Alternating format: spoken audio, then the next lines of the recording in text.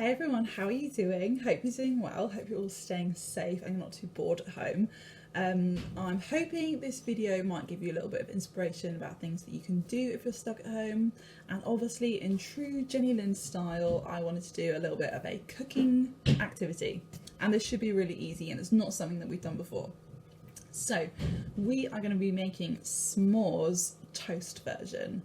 So you might know what s'mores are, maybe if you've ever been around a bonfire. It's kind of an American thing. You get a chocolate biscuit, like a digestive biscuit, and then a layer of marshmallow, and then another biscuit, and you kind of make a sandwich, and then you put it on the fire, and it goes all melty and really nice. So we're going to do the same thing today. So I've got Nutella and marshmallows, but you can just use what you have at home. And if you have extra toppings, you could also put it on there and make it super mega. So that's what we're doing.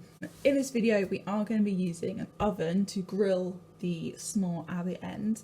So what I advise you to do is to let an adult do that bit, but you should be able to do the preparation on your own, if not with an adult supervising you. Bread. Oh, look at that. This is Christmas, although don't worry, it is in date. This stuff lasts forever. Oh.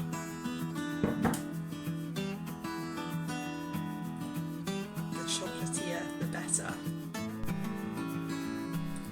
Okay, that is looking sufficiently Nutella-y.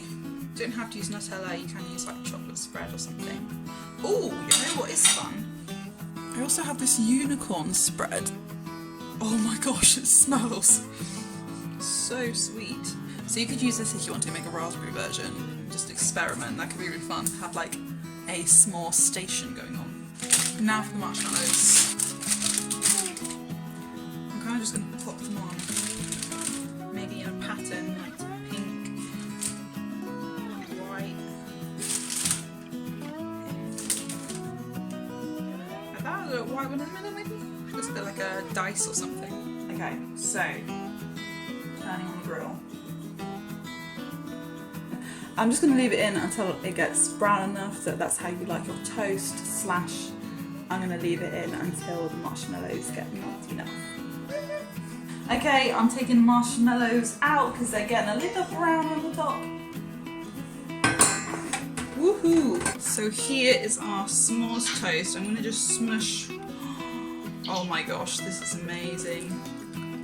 It's just crunching and spreading. It's so cool. They look like little eggs. Just exploding. Okay, final step, optional. Whipped cream, which isn't traditional on s'mores, but I thought it would look pretty and I happen to have it with me in the fridge, so we're going for it.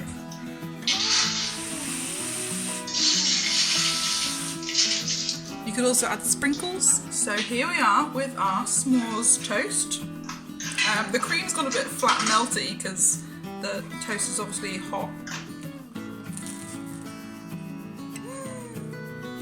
Oh my goodness.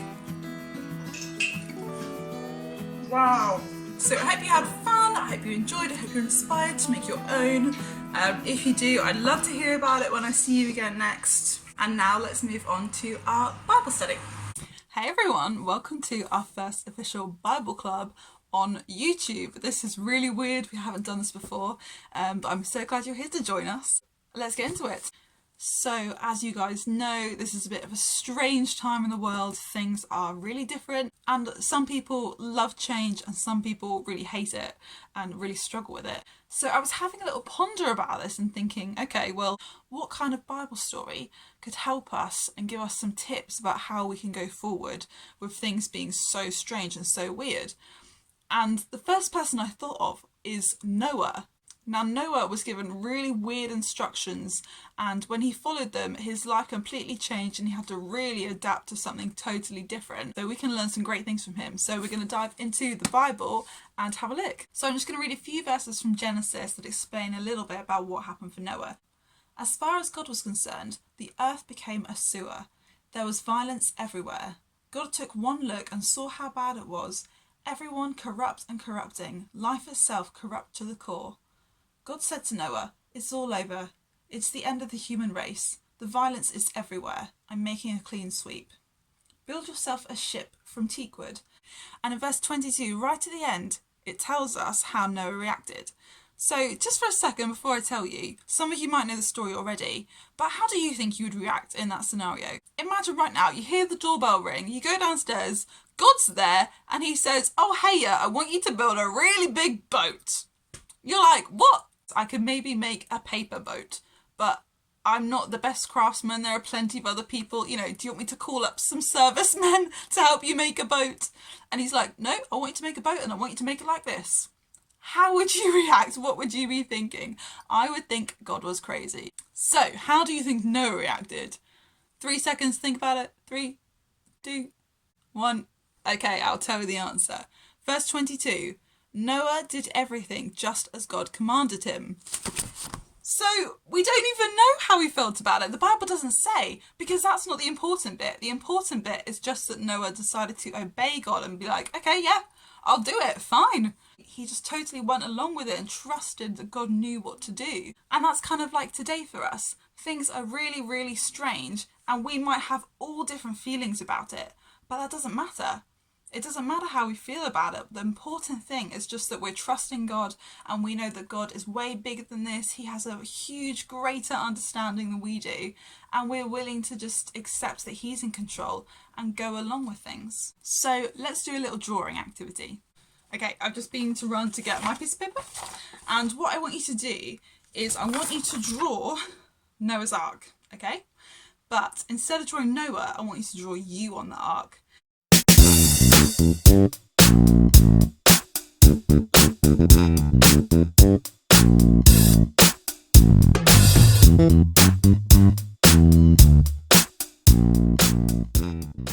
Fantastic, so we've got our drawing of ourselves on the Ark. Doesn't have to be perfect, so don't worry about that. But what I want you to do next is think of this as a symbol. So the water is going to symbolise the weird, crazy times that are going on at the moment, where everything's different and everything's changing. And the boat is like your little safety blanket. This is what God has given you to keep you safe.